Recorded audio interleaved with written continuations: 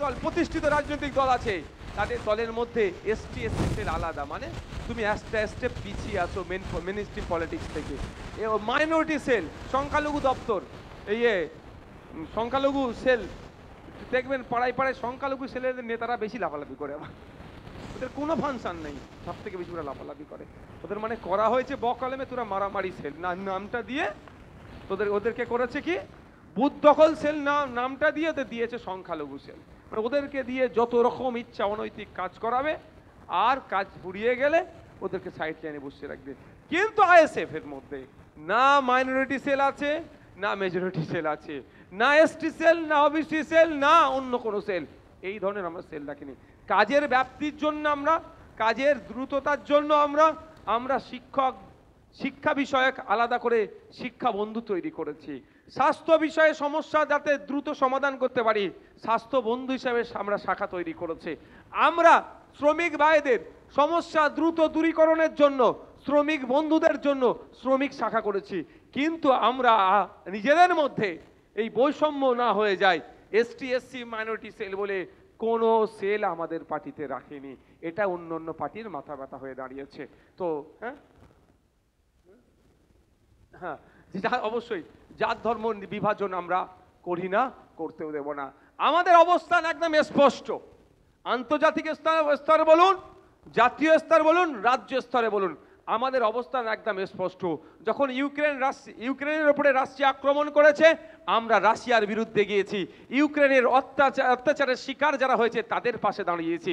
যখন ইসরায়েল প্যালেস্টাইনের উপরে আক্রমণ চালিয়েছে, আমরা অত্যাচারের শিকার হয়েছে প্যালেস্টাইন, আমরা নিরীহ প্যালেস্টাইনের পক্ষে নিয়েছি, আমরা ইসরায়েলের বিরোধিতা করেছি। যখন বাংলাদেশের সংখ্যালঘুদের ওপরে এই সরকার পরিবর্তনের পরে যে অত্যাচার দমন পীড়ন এসেছিল, আমরাই পশ্চিম বাংলার পার্টি, একমাত্র পার্টি সর্বপ্রথম আমরা রাস্তায় নেমেছিলাম। ডেপুটি হাই কমিশনারকে আমরা ঘেরাও করেছিলাম। আমাদের তারা ডেপুটেশন নিতে চাইছিল না, কিন্তু আমরা ঘেরাও করে ডেপুটেশন দিয়েছি এবং বাংলাদেশের সংখ্যালঘু হিন্দুদের উপরে অত্যাচার বন্ধের জন্য দাবি আমরা কলকাতার রাজপথে প্রথম তুলেছি। আমরা সেই পার্টি, আমরা এই পার্টি। সুতরাং এই পার্টি আমাদের 4 বছরে আমাদের কার্যকলাপে আমাদেরকে আর বলতে লাগছে না এটা হিন্দুর পার্টি না মুসলমানের পার্টি, বলতে লাগছে না। এখন হিন্দু মুসলমান নির্বিশেষে জেনে গিয়েছে এটা জনগণের পার্টি, আমার পার্টি, তারা ভাবতে শুরু করেছে। শুধু আপনাদের কি করতে হবে? ফুল বাগানে ভর্তি হয়েছে, এই ফুলটাকে মালাতে পরিণত করতে হবে। আছে, ফুলটা ছড়িয়ে ছিটিয়ে আছে, আপনারা কি করবেন? সেটাকে গাঁথার দায়িত্বটা নিতে হবে। গাঁথাই বলে তো, না কি গো? মালা পরাতে, মালা তৈরি করলে ফুল গালাতাই বলে তো, ওই তো সুতো দিয়ে গাঁথতে হবে। এই কাজটা আপনাদেরকে করতে হবে। পারবেন তো ভাই? এ ওপরে যারা আছেন, হবে তো নাকি? একটু কঠিন হতে পারে, তবে একটা কথা বলি আমি আপনাদেরকে, আমি ন্যাশনাল লেভেল ভলিবল প্লেয়ার ছিলাম। আমি ছোট করছি না কাউকে, আমি যখন কোনো টুর্নামেন্ট বা কোনো সময় খেলতে গিয়েছি, আমার থেকে যদি লুজ প্লেয়ার পরে থাকতো না অপোনেন্ট টিমে, সত্যি বলছি আমি ভালো খেলতে পারতাম না। বিশ্বাস করুন, হয়তো জিততাম, বেশিরভাগ সময় জিতেছি, কিন্তু আমার পারফরমেন্স খুব একটা ভালো হতো না।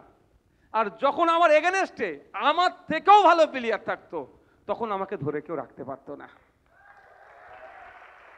অর্থাৎ নরম মাটিতে সবাই আঁচড়াতে পারে, আমরা হচ্ছে আইএসএফ শক্ত মাটিতে খেলার প্লেয়ার আমরা। তাই আপনাদের বলবো, আরে যখন আপনার পেছনে না চাপ থাকবে, খেলে কি মজা হবে বলুন তো? আপনাকে যখন তাড়া কাটাবে, যখন মাল্লা দেবে, মানবেন যে আপনি সঠিক পথে আছেন। আমার একটা বাণী মনে পড়ে যাচ্ছে, শোনাবো আপনাদের, শুনবেন? এই এনার্জি লস হচ্ছে না তো আপনাদের?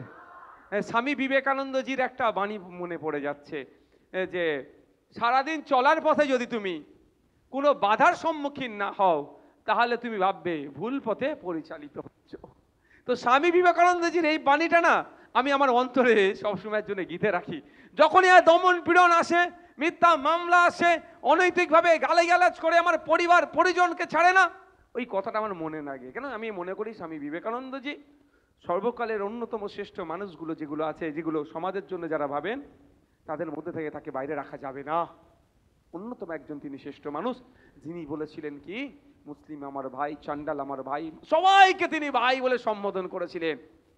যেভাবে আমরা হযরত মুহাম্মদ সাল্লাল্লাহু আলাইহি ওয়াসাল্লামের কাছ থেকে শিক্ষা পেয়েছি কি, উচ্চ বর্ণ পিছিয়ে বর্গে, দলিত, আদিবাসী, হিন্দু মুসলমান কেউ নয়, ক্ষুধার্ত তোমার হাতে খাবার আছে, খাবার তুমি তুলে দাও, এখানে হিন্দু মুসলমানের মধ্যে ভেদাভেদ তুমি করো না। পেয়েছি যাদের কাছ থেকে শিক্ষা, তাদেরকে তো চর্চা করতেই হবে। তাই যখন যখন পাহাড় সম চাপও মাথায় এসে যায়, তখন ওই সমস্ত কথাগুলো মনে পড়ে। কি কথা? যে যখন আমার উপরে যখন আক্রমণ আসছে, নিশ্চিতভাবে নওশাদ সিদ্দিকী আইএসএফ সঠিক পথেই আছে। আর তাই আপনাদের বলবো, আপনাদেরকে লোড নিতে হবে, লোড নিতে হবে আপনাদেরকে। আর এটাও আপনাদের বলছি, যে যতটা লোড নিতে পারার ক্যাপাসিটি আছে, সৃষ্টিকর্তা তাকে ততটাই দেয়, তার থেকে একটু বেশি দেয় না। আমি প্রমাণ দিই, আমি আপনার ঘরে যাবেন, গুগল করবেন, স্কলারদেরকে জিজ্ঞাসা করবেন আমি যে কথাগুলো বলছি, যার যে ক্যাপাসিটি আছে লোড নেওয়ার, তাকে সেইটাই দেয়, তার বাইরে দেয় না। আমি আপনাদের বলবো, লোড নিতে হবে, কাজ করতে হবে, সমাজের জন্য কাজ করতে হবে। এই কাজ করতে গিয়ে আপনাদের প্রয়োজনে পিঠও পেতে দিতে হবে। পারবেন তো ভাই? কিন্তু আমরা কেউ কেউ যদি মানুষকে কামড়ে নেয়, তা আমরা তাকে কামড়াবো এরকম আমরা এই আচরণ করব না। কারণ আমরা সমাজ ব্যবস্থা পরিবর্তন করতে এসেছি। সমাজ ব্যবস্থা পরিবর্তন করতে গেলে দুটো সমালোচনা শুনতে হবে। সমালোচনা যখন হজম করে নিচ্ছেন, মিথ্যা মামলা হবে, মিথ্যা মামলাও সহ্য করে নিচ্ছেন, জেল দেবে, জেল সহ্য করে নিচ্ছেন, শারীরিক আক্রমণ করবে, সেটা আপনি সহ্য করে নেন, সমাজ ব্যবস্থা পরিবর্তন হতে বাধ্য বাধ্য বাধ্য। আমাকে ভালো লাগে, আমি আমার কথা বলছি, আমাকে ভালো লাগে। যখন প্রথম নির্বাচনে জিতে এসেছিলাম, তখন আমি কি করব দিশা খুঁজে পাচ্ছিলাম না। কিন্তু আমার বড় ভাইজান আমাকে একটা কথা বলেছিলেন, ধৈর্য ধরে চলো, ভালো দিন আসছে। আর আজকের দিনে দাঁড়িয়ে এসে আমি বড় ভাইজান, সম্মানীয় শ্রদ্ধেয় বড় ভাইজানের কথাটাই বাস্তবে দেখতে পাচ্ছি। এমন কোনো জায়গা নাই যেখানে গেলে নওশাদ ভাইকে চিনতে পারে না কেউ। টিকে ছিলাম। তো আমাদেরকেও টেস্ট খেলতে হবে, মাঠে এখন থাকতে হবে। কি বললাম? টেস্ট। যদি এখন টি20 সময় চলে এসেছে, তারপরেও বলছি টেস্ট খেলতে হবে। ক্রিজে টিকে থাকলেই টেস্টে হোয়াইট নোতে রান দিয়ে দেবে। তো আপনি ক্রিজে টিকে থাকবেন, ওরা দুর্নীতি, চুরি, অন্যায় করবে, আপনার ভোট এমনিই বাড়তে থাকবে। আপনাকে কিন্তু ব্যাটটা নিয়ে টিকে থাকতে হবে। হবে তো ভাই? না লোভের কাছে আত্মসমর্পণ করবেন? শোনেন, লোভটা হচ্ছে 5 বছরের জন্য, ম্যাক্সিমাম 5 ইয়ার্স, তারপরে আর। কিন্তু ওই 5 বছরের 5 বছরের জন্য লোভ, 5 বছরের পরে আপনাকে আর কেউ খুঁজে পাবে না। আপনাকে আজকে গল্প শোনাবে, আমি আপনাদেরও বলি, গল্প শোনাবে, সবাইকে বলছি যে তুই চলাই এত বড় পদ দেব, কিন্তু খোঁজ নিয়ে দেখুন তার পদটাই ইনসিকিউর, সে তার পদটাই ইনসিকিউর, সে তার পদে থাকবে না হাতছাড়া হয়ে যাবে, সে ঠিক করতে পারছে না। বা চলে যাওয়ার পর আপনাকে পদ দিল, 5 বছর পরে সে আপনাকে আর খুঁজে পাবেন না। আর না হলে দুচ্ছাই হবে আপনাকে, বাড়ির কুকুরের যা সম্মান, তার থেকেও খারাপ সম্মান এখন বললে তো খারাপ হয়ে যাবে। রাজ্যের কয়েকটি মন্ত্রী হয়তো তার থেকে খারাপ হচ্ছে। আমি বলছি খারাপ নেবেন না, 12 মাসে নেবেন না, আমার বাচ্চাটাকে খারাপ ভাবে নেবেন না। অপরাধটা কি ছিল? সংখ্যালঘু মহিলাদের লক্ষ্মীর ভান্ডার, তারাও আর্থিকভাবে দুর্বল, 500 থেকে 1000 টাকা করা হোক। এটা তো অসাংবিধানিক কথা কিছু বলেনি, ন্যায় কথাই বলেছিল। তো এইটুকু বলার অপরাধে তার সিকিউরিটি কেড়ে নিয়েছিল। সেই দলে আপনাকে আমাকে ডাকছে। যেই দলে গেলে আপনার বলার অধিকার থাকবে না। কেন ফেক এসটি/এসসি সার্টিফিকেট এত ইস্যু হচ্ছে? প্রকৃত যারা দলিত আদিবাসী, তাদের সিটে নন দলিত আদিবাসীরা কেন চাকরি করে নিচ্ছে, এই বলার স্বাধীনতাটুকু থাকবে না। তাদের দলে যদি আপনি যুক্ত হয়ে যান, তাহলে ওয়াকফ সংশোধনী আইন প্রত্যাহার করার জন্য পশ্চিমবাংলায় আপনি আন্দোলন করতে পারবেন না। তাদের দলে যদি যুক্ত হয়ে যান, আপনার আমার বাড়ির মেয়ে তিলোত্তমাকে যেভাবে খুন করে প্রমাণ লোপাট করলো, এর বিরুদ্ধে আপনি কথা বলতে পারবেন না। জেন্দাই মরে গেলেন তো ভাই। কথা বলার স্বাধীনতাটুকু যদি না থাকে, আপনি এত বড় সাম্রাজ্য নিয়ে করবেনটা কি? তো আমাকে ভেরি রিসেন্ট অনেক মাথা খাচ্ছে, অনেক মাথা খাচ্ছে, খারাপভাবে নেবেন না। আমার বলছে তুমি চলে আসো, হ্যান ত্যান, অনেক ভাই বোঝানোর চেষ্টা করছে।